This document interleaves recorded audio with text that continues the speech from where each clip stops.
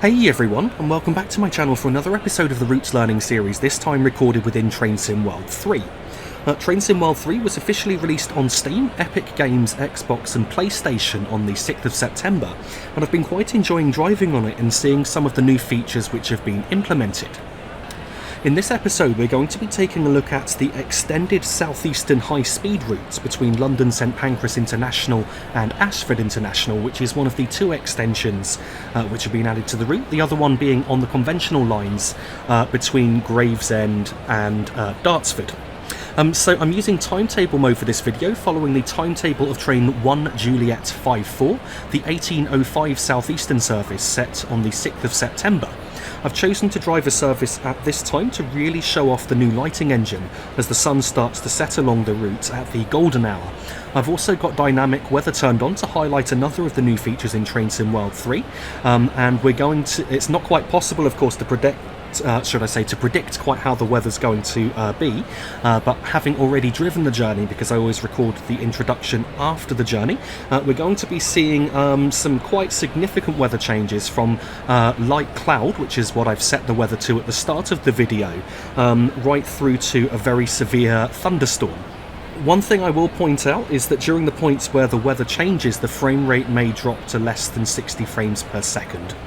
Our stops along this journey will include Stratford International, Ebbsfleet International, and finally Ashford International, with a total journey distance of just under 56 miles. The train that I'm driving for this journey is of course the Hitachi Class 395 Javelin electric multiple unit. The Class 395s are part of the A-Train family of units and were constructed at Kasado Works in Japan between 2007 and 2009, first entering service on the 29th of June 2009. A total of 29 of these 6-coach units were produced, all in use by Southeastern Trains for services from St Pancras International along the high-speed 1 route and diverging away onto the conventional lines at either Ebbsfleet International or Ashford International. Each unit is 121.3 metres in length, and they're capable of running on both the AC overhead electrification system found on the Channel Tunnel Rail Link / High Speed 1 routes, and also the 750 volts DC third rail electrification system found on the conventional lines. Each unit weighs 265 tonnes, and each unit has 16 traction motors rated at 280 horsepower. The maximum speed of these units on AC power is 140 miles per hour or 225 kilometers per hour, and the maximum speed on DC mode on the third rail electrification system is 100 miles per hour or 160 kilometers per hour. So the total power output of these units with all 16 traction motors in use is 4,510 horsepower. And of course I will add that we will easily be able to get up to the maximum speed of 225 kilometers per hour today, and that's going to be the maximum speed for the vast majority of our journey down towards Ashford International. I've now jumped into the cab of the Class 395 to quickly set up the train here ready for departure. So over on the left hand side here we have the master key switch. So I'm just going to click in there and I'm going to turn that to the on position. And now that I've done that, what I need to do is I need to turn on the AWS and TVM 430 signalling systems by pressing Ctrl and Enter, and also turn on the driver safety device by pressing Shift and Enter. Now that I've done that, I'm going to move the reversing handle to the neutral position and reset the AWS self-test sequence.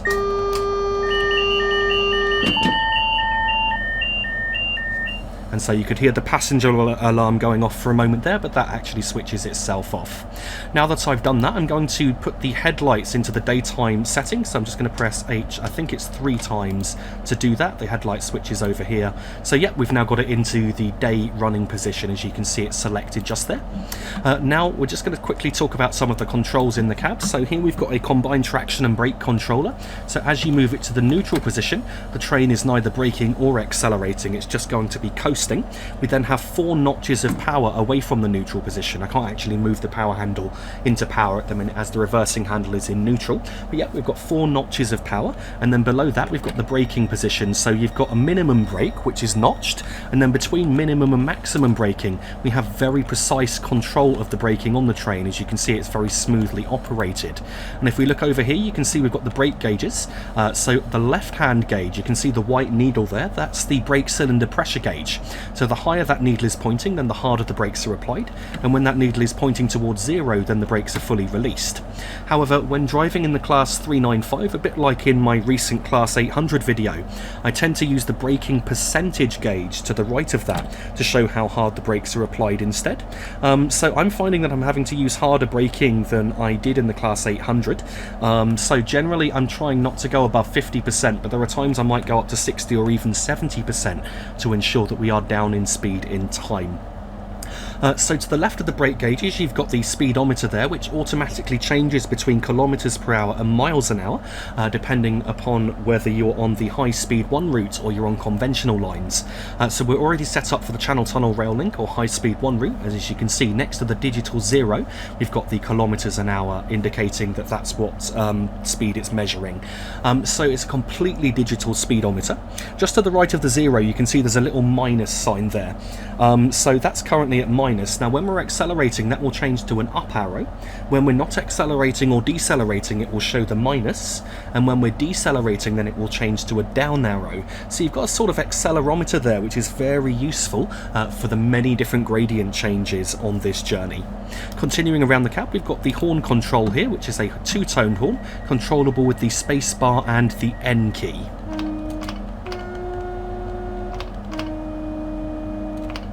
Okay, so now that we've had a look at that, we've had a look at the basic controls for this train, and I think we know everything that we need to get the train moving. I'm not going to go into too much detail about the TVM 430 signalling system, other than to explain exactly what I'm doing at different points on this journey. So now let's just jump outside the train once again and get ready for our departure down towards Dover Priory, although of course we're only going as far as Ashford International, which is as far as this route has been modelled within Train Simulator.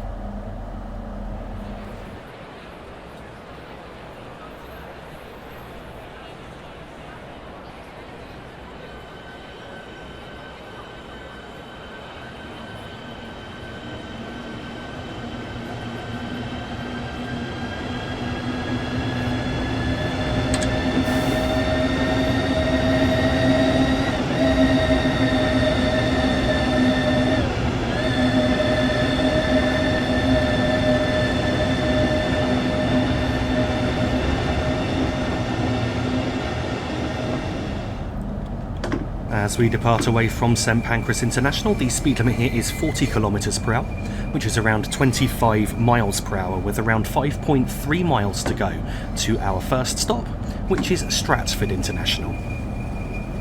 So I've cut the power back now just to allow the train to coast on this section until we're able to accelerate further. As we cross this junction and turn to the right now, the route over to the left is the Midland Main Line, so we're turning away from that at this point. The Midland Main Line is operated by East Midlands Railway and Thameslink, and it covers journeys from St Pancras up to places such as Nottingham, Derby and Sheffield. And the Thameslink route from St Pancras, well, from King's Cross St Pancras Station as it used to be called, it is just St Pancras International now. That joins the Midland Main Line around Kentish Town, just a couple of miles away from here. The speed limit has increased to 60 km per hour. We could accelerate as we pass through that tunnel-like overbridge structure, and the gradient's just changed here to up 1 in 29, which is incredibly steep for a railway. We've also now just passed an 80 km per hour speed post, so we can accelerate up to that in a moment. I will point out here I love the golden hue that everything is bathed in. So this is what we call the golden hour in photography, and it's one of the reasons I wanted to drive a journey at this time of day, to really highlight the new lighting engine. The TVM 430 system's now activated with a speed restriction of 80 km per hour. And now it's jumped up to 200 km per hour, which is around 125 miles per hour. We've also got a very steep downward gradient as we enter this tunnel, which is significantly aiding our acceleration.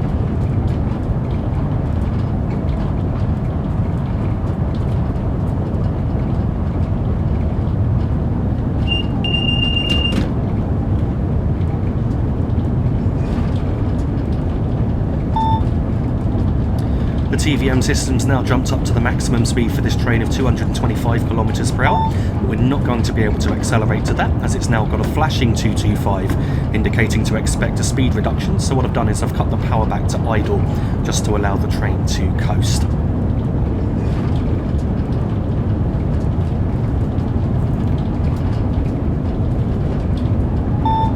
Now flashing 200, indicating to slow to 200 by the next TVM marker, though of course we're already down below 200, but I'm going to start applying the brakes now, lightly, to start bringing our speed down, ready for further speed reductions after the next TVM marker post.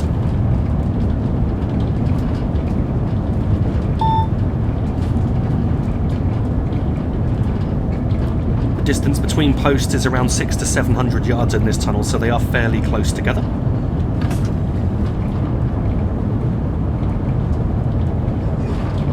Now down to 160, but I'm continuing to brake as we've now got a further speed reduction down to 100, and because that's solid, that means to expect no further speed reductions at that point. So I've increased the braking quite significantly to ensure that we are down to 100 kilometers per hour in time, and 100 kilometers per hour is around 62 miles per hour.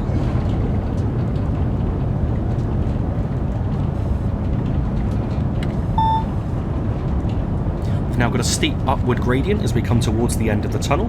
I continued braking for a moment, but I'm just going to release the brakes now and allow the upgrade to continue to slow us down. As we come to the tunnel exit, we are approaching Stratford International station.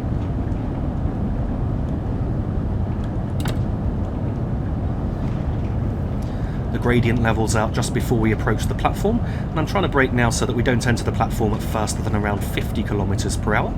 Here at Stratford International, we want to stop at the 6 cars stop marker, which is by a set of points that you can see coming up just ahead.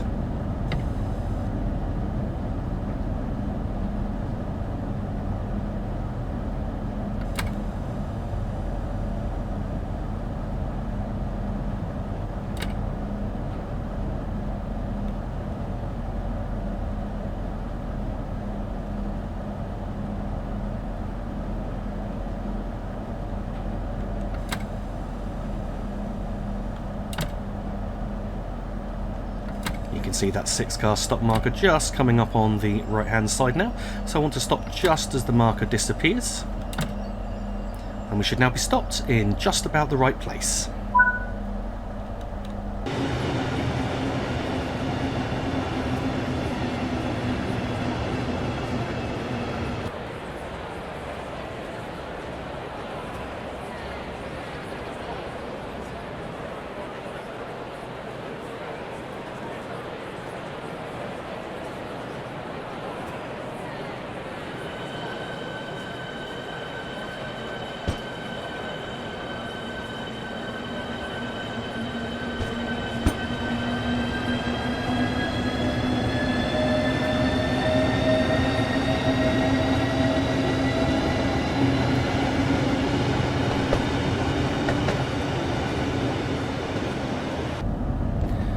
As we depart away from Stratford International, the speed limit here is 100 kilometers per hour, with around 16 miles to go to our next stop, which is Ebbsfleet International.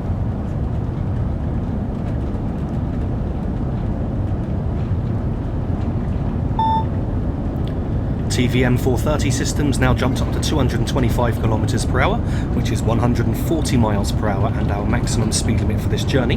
And we're going to have no further speed changes now until the approach to Ebbsfleet. We're now going through the longest tunnel on the route, London Tunnel number 2, with a steep downward gradient into the tunnel, aiding our acceleration.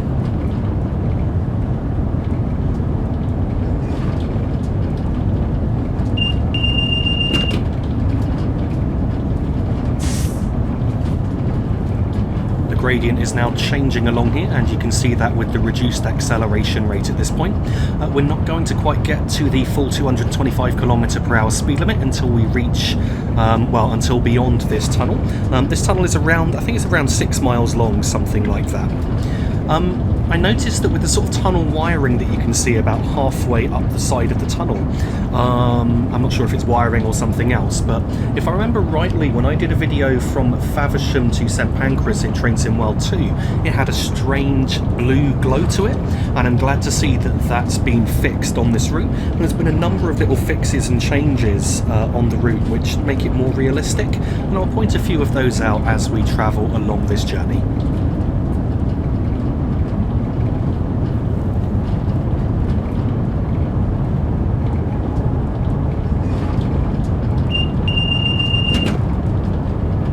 Saw a phantom tunnel exit there. That's been present in all iterations of Train Sim World to my knowledge. It's not a game breaking bug, but yeah, you think that you're reaching the exit of the tunnel and then more of the tunnel loads ahead of you.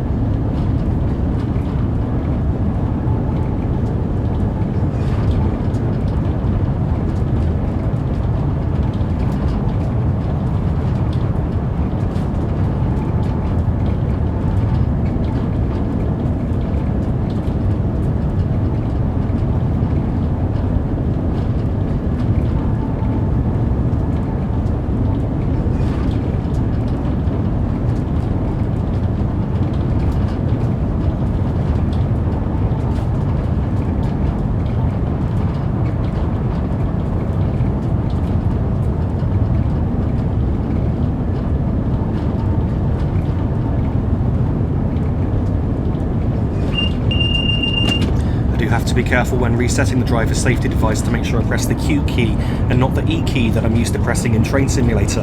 On one of the recording sessions I've had on this journey, I think this is like my 4th take now, I pressed E instead, accidentally got out of the driver's seat and couldn't reset it in time before an emergency brake application happened. Unfortunately, with the removal of the save feature, if I mess up now in Train Sim World 3, I have to jump all of the way back to the start of the journey and re-record it, and with the dynamic weather as well to try and get it to match up, I re-record everything to make sure that it doesn't suddenly say jump from dry weather to rain or something like that. So we're now reaching the tunnel exit here. We've got a steep upward gradient, which is why we're losing a bit of speed, and now on the left hand side is the London Tilbury and Southend Railway, the route from London Fenchurch Street station. In Train Sim World 2, one of the things that wasn't realistic was that the overhead catenary was shared between the two routes, and I'm glad to say that that has now been fixed in Train Sim World 3, so the catenary for the London Tilbury and Southend Railway and the catenary for the High Speed 1 route are both separated.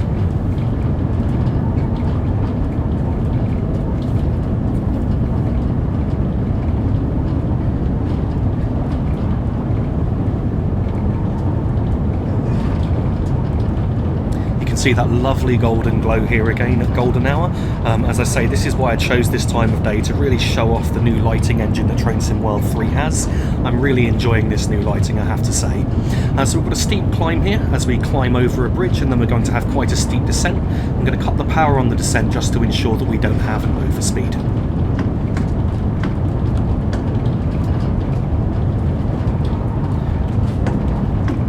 Gradient's now levelling out on a level grade at this speed. We want to go between notches 1 and 2 of power.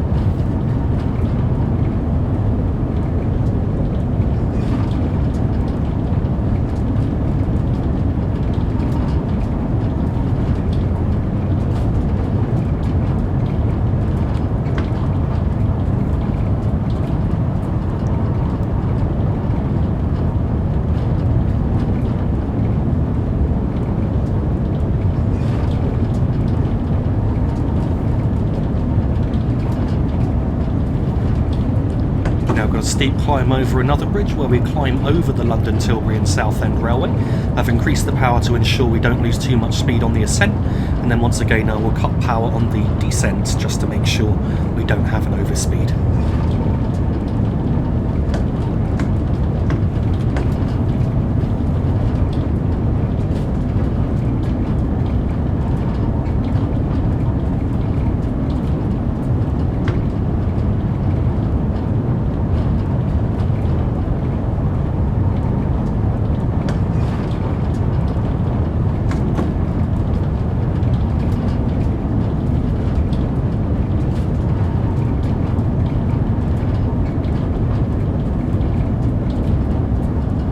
note that the frame rate is below a smooth 60 frames a second, and I've just noticed some rain just started to hit the windscreen. I was just about to say, I've noted that when the weather changes, the frame rate drops for some reason. The suspension bridge that you can see on the right hand side is the Queen Elizabeth Bridge, which carries one of the carriageways from the M25 motorway, and it's the final bridge over the River Thames before it meets the sea. So we've now got a flashing 225 and we're on a steep down 1 in 40 gradient. So I've just cut the power back and I'm applying some light braking at this point. We're now passing through another long tunnel. Through this tunnel we're diving under the River Thames. As we entered the tunnel we were in the county of Essex, and when we exit the tunnel we will be in the county of Kent.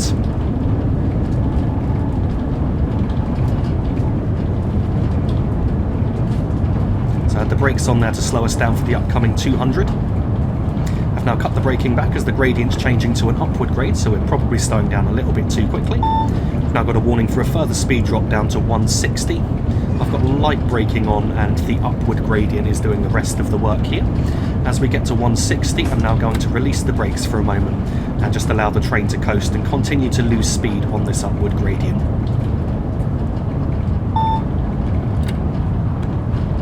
So we've now got a warning for an upcoming 100 km/h speed limit. Put the brakes on quite hard to ensure that we are down to that 100 in time. We're now exiting the tunnel and the gradient is levelling out, and you can see the TVM post coming up just ahead where the 100 speed limit comes into force. At this point we've got around 3/4 of a mile to go.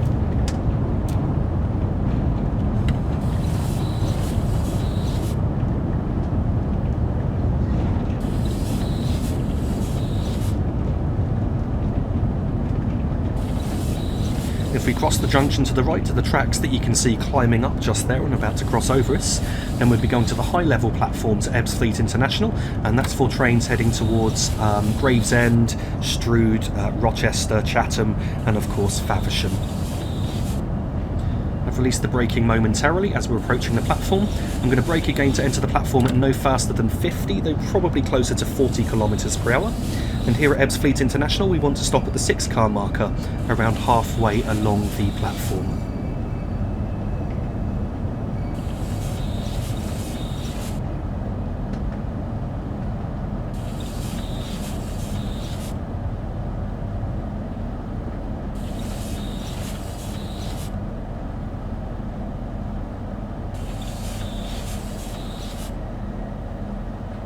You can now see the 6-car marker just coming up there on the right hand side.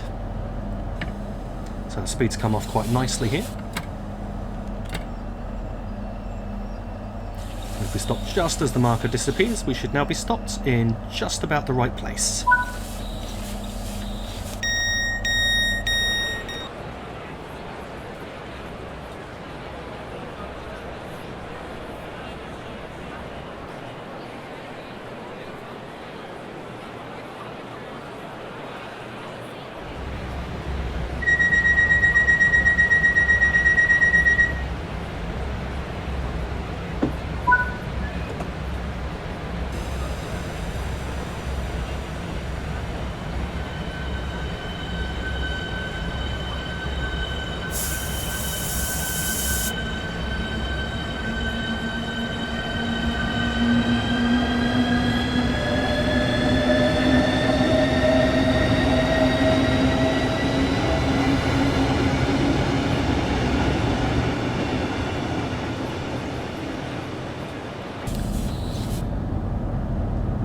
As we depart away from Ebbsfleet International, the speed limit here is 100 km/h, with around 32 miles to go to the next and final stop on this journey, which will be Ashford International.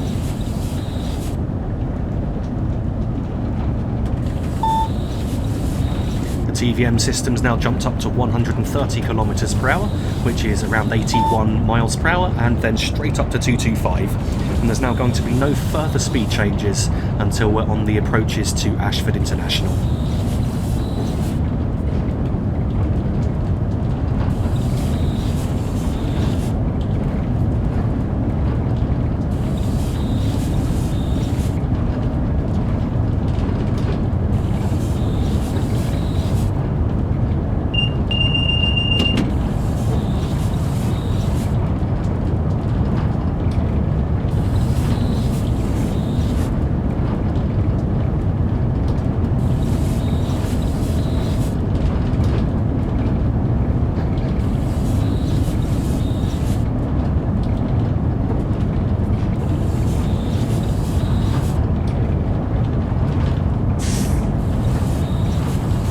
gradient has now changed to an up 1 in 40 gradient, which is significantly affecting our acceleration, as you can see here.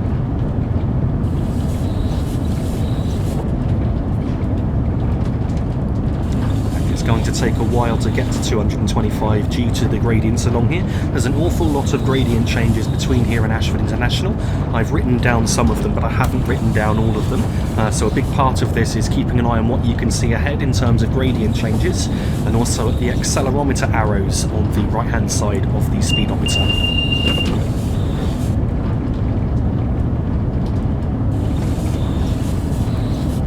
As we pass these loops here, the gradient shallows out a bit, and we're able to accelerate a bit more, and then after passing the loops, then the gradient will change again to up 1 in 41.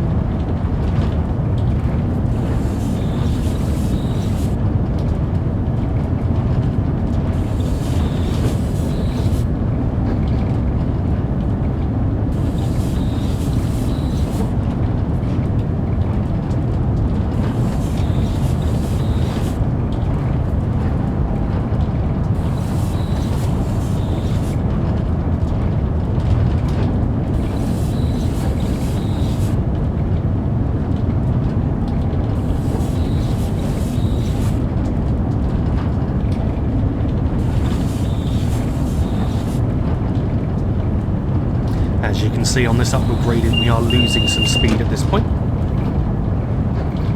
The gradient will change again soon to quite a steep downward gradient, and at that point we will very quickly accelerate up towards 225 kilometers per hour.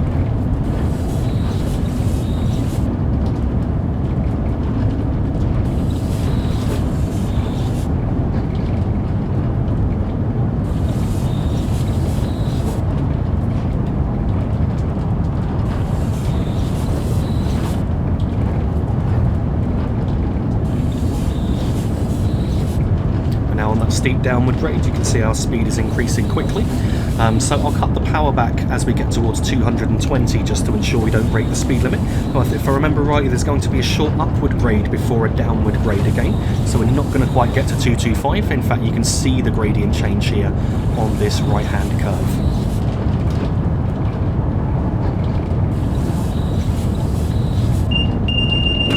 Gradients on the high-speed 1 route are definitely much more pronounced than you would get on conventional railway. It's just because of the speed of the trains and how easily they are able to take these gradients.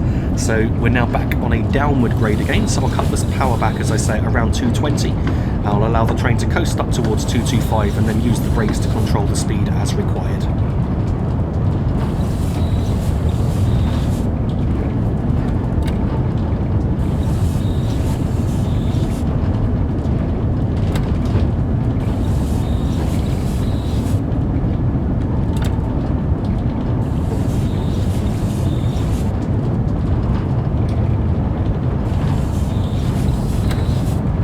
Crossing the Medway Viaduct over the River Medway. Passing under us is also the route from Strood towards Paddockwood and Tunbridge, and also of course the Chatham Main Line. I remember passing under this viaduct on my recent video from Ramsgate to London Victoria in Train Simulator. The gradient has levelled out for a moment. I'm going up to full power to bring us up towards 225, as we're about to be on another steep 1 in 41 upward gradient straight after the viaduct here.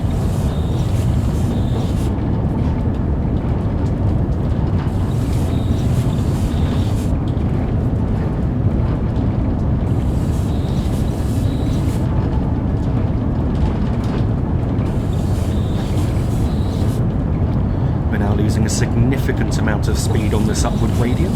I think we're going to lose about 25 kilometers per hour, so around 15 miles per hour before the gradient changes once again as we come up on a tunnel in a moment. So in the tunnel, the gradient will change to down 1 in 100.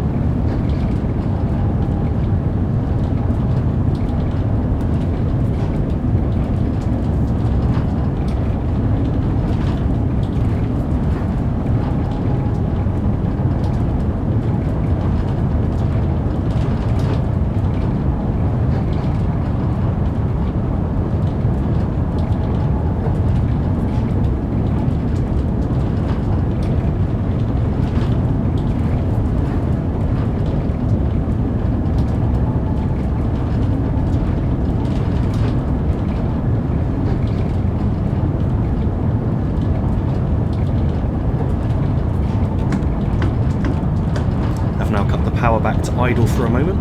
As we reach the tunnel exit, we've got around 20 miles to go, and the gradient's about to steepen to a 1 in 40 downward gradient.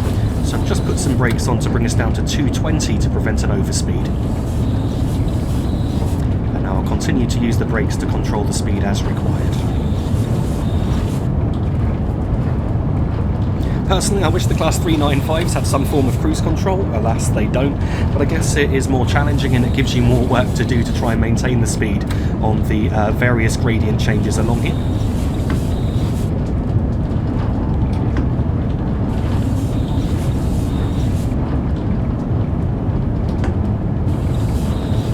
The gradient's about to change to up 1 in 41, and we're going to need to use full power once again, as we are going to lose speed on this upward gradient.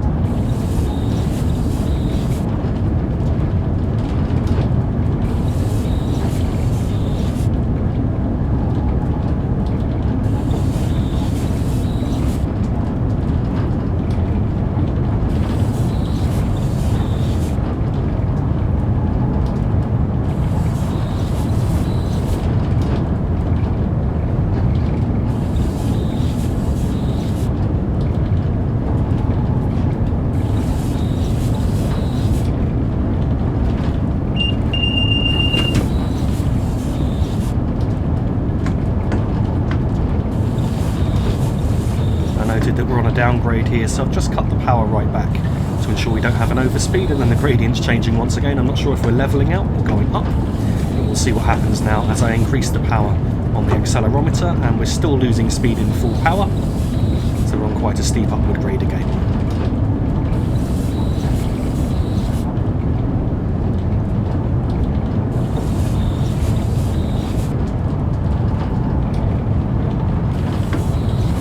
Like the rain is getting a bit heavier along here, and I also notice it's getting a little bit on the misty side as well.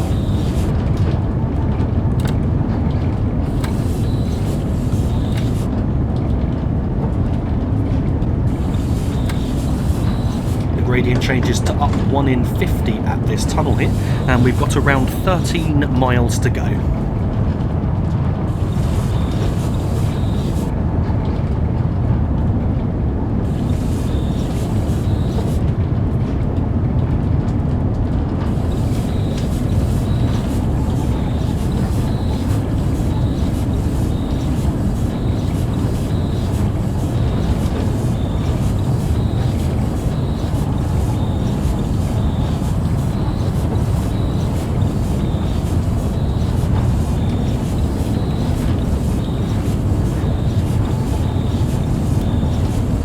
Slowing that wiper down again. I find the noise slightly annoying when it's going at full speed. We'll just have to deal with some reduced visibility for now.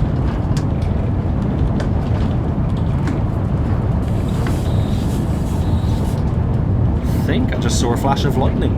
Looks like we might be entering a thunderstorm.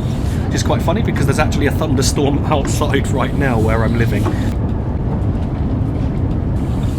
That is getting very dark.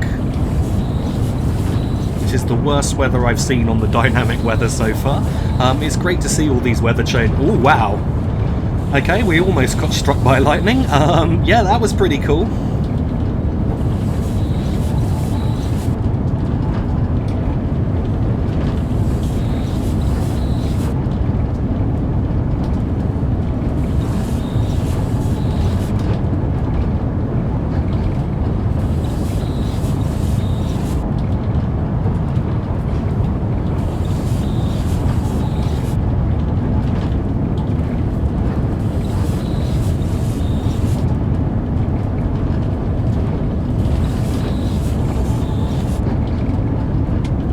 Changed the headlight now to the night setting, not that it seems to make much of a difference, but when it's this dark I think the night setting is more appropriate.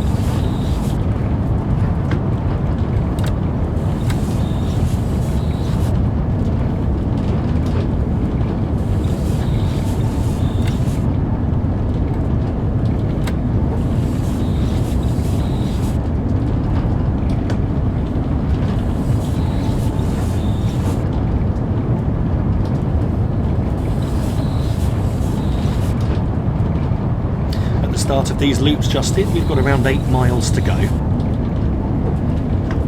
Well, as I say, you can't predict the dynamic weather in the game, but I'm certainly glad to see a thunderstorm just randomly happen, because it really does show off the lightning effects, especially with how close that lightning seems to keep striking to us as well.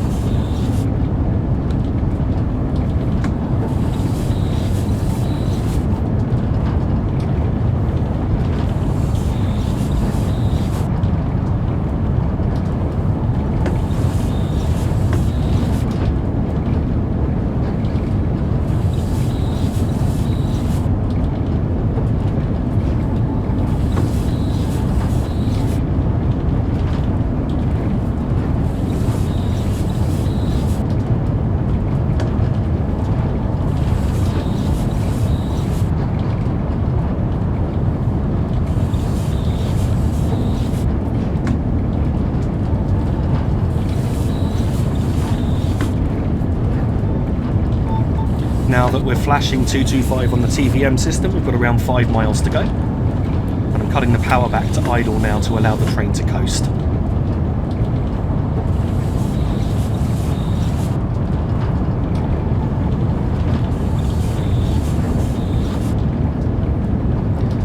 As you can tell, we're on an upward gradient here, so the train's losing a significant amount of speed. We're now flashing 200, so I'm just going to make sure that we are down to 200 in time. Although these TVM posts are spaced around a mile apart at this point.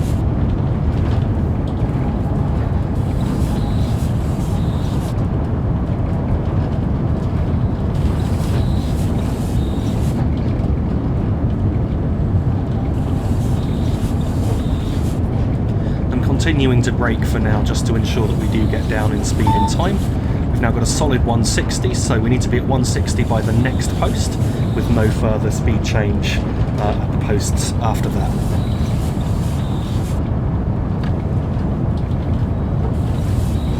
Visibility is absolutely appalling now, I see, so I do have to be careful on the approach to Ashford, and I messed up the approach to Ashford on my first attempt recording this. I thought I got it right and I didn't. Hopefully I won't mess it up this time. Given us a bit of power now just to ensure that we don't lose too much speed. Now got a flashing 160, so we're expecting a further speed reduction. It's going to be a reduction down to 130, so just over 80 miles per hour.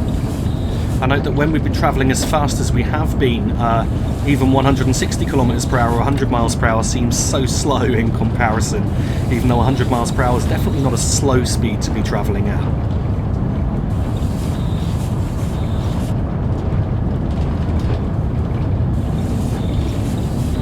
We're now turning off the high-speed route here. I'm going to continue to brake.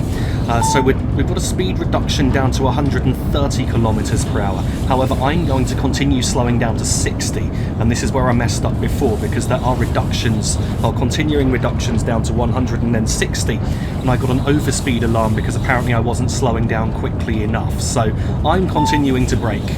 We're going to be down to 60 too early, but better that than have a penalty brake application due to how fast we're going.